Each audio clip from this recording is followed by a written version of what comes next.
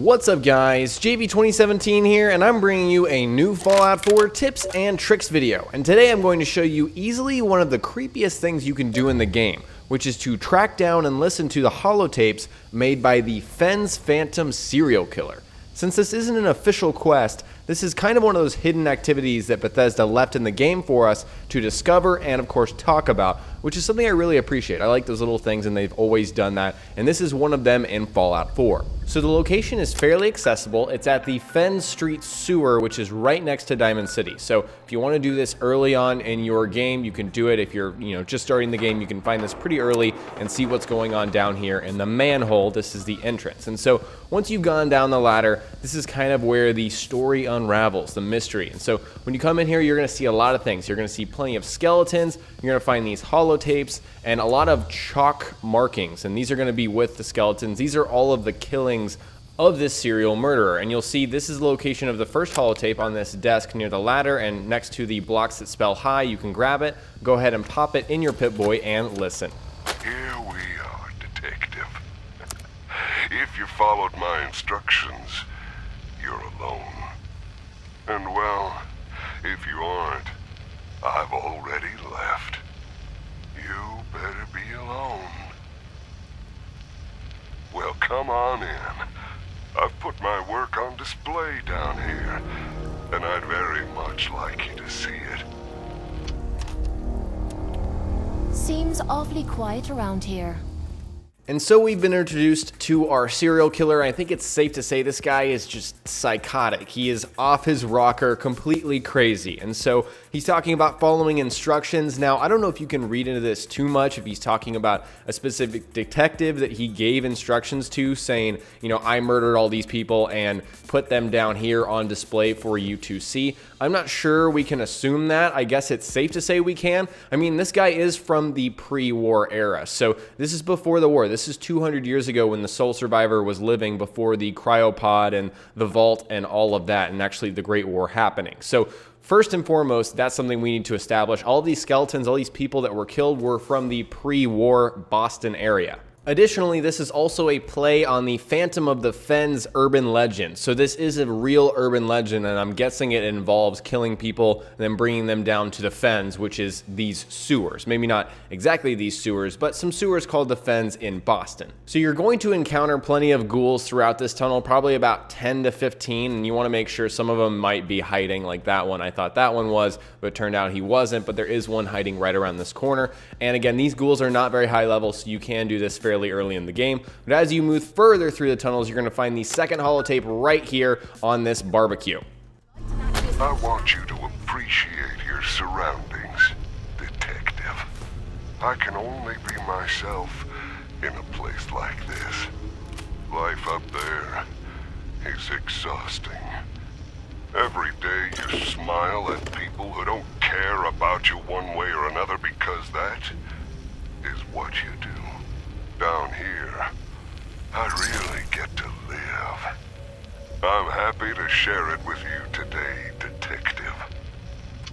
So this gives us a little bit of insight into the killer's, mindset. Why is he doing these killings? He says it's exhausting living up there, looking at people smiling when they don't even know you. They just smile because they know to smile. That's what everyone else does. And so clearly this guy is crazy, and he lives down here like a savage. He prefers living down here. And also this little bit does once again confirm that this happened in the pre-war era. Of course, there's nobody smiling after the Great War. It's just a very depressing place afterwards. That's, the entire setting of Fallout 4. And so this clearly happened again before the war. Moving along through the tunnels, you'll find this kind of weird setup with a monkey, one of those monkey trap things that alert enemies of your presence, and also a skeleton with a Brahmin skull. That's kind of interesting.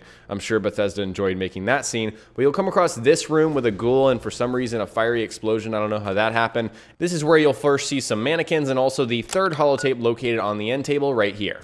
I am getting so anxious about our meeting, detective. I think I have only ever wanted someone to know me. And really, I can't think of anyone who knows me as well as you do. I am your object of fascination, and you have become mine. It's humbling, detective. So I think you can interpret this part in a few different ways, a variety of ways. First off, he talks about being anxious to meet him, which makes me think that he's never, he doesn't know who the detective is. He's just leaving these messages for a detective. Or he does know who he is because he says, you're the only person who's ever known me. And that could be just from these tapes. He's saying these tapes are a true insight into exactly who I am. I am this killer. I am absolutely insane. I prefer it down here, and so on and so forth. And also, the killer assumes that the detective is going to be, driven crazy trying to find who he is, trying to find out his identity. And, he's saying he's fascinated with both, leaving these holotapes and also, with the idea of the detective himself being fascinated by the killer. So he shares an interesting sort of mix of ideas right there. And moving forward, you're going to find this room with this staircase, and you'll find kind of a fenced off area with a safe, some Rataway, and also a Tumblr's Today magazine, which will make lockpicking easier. So while you're doing this, you can pick this up in the meantime. So this is the final holotape that we get to listen to from the killer. I didn't want to hurt you, detective. I didn't want to hurt you. But you hurt me first. Now I know you didn't mean those things you said. And I forgive you, detective. It doesn't matter anymore. Now you're here with me. And we have all the time in the world to get to know each other.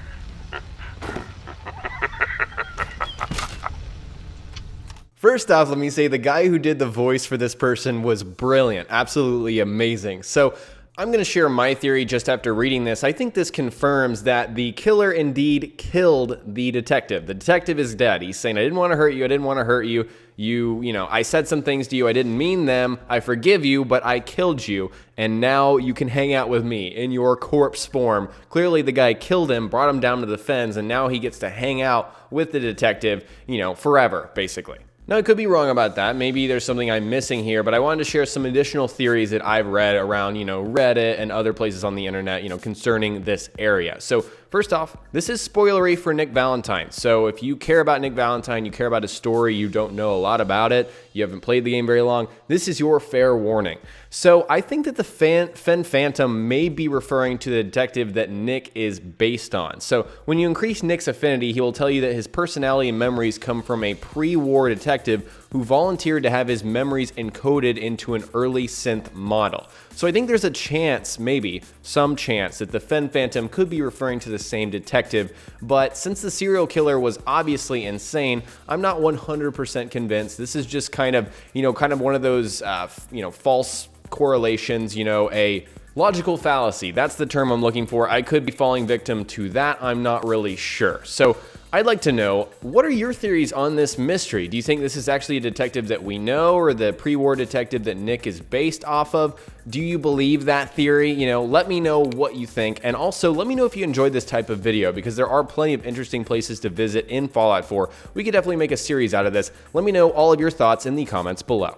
Alright guys, today we explored the Fens Phantom serial killer mystery in Fallout 4, and next time we'll cover more Fallout on my channel, so stay tuned for Fallout 4 tips and tricks videos. If you learned something new, remember to hit that like button, I would really appreciate it, and don't forget to subscribe for more unique weapon guides, build guides, and general tips and tricks videos. Talk to you guys next time. Peace.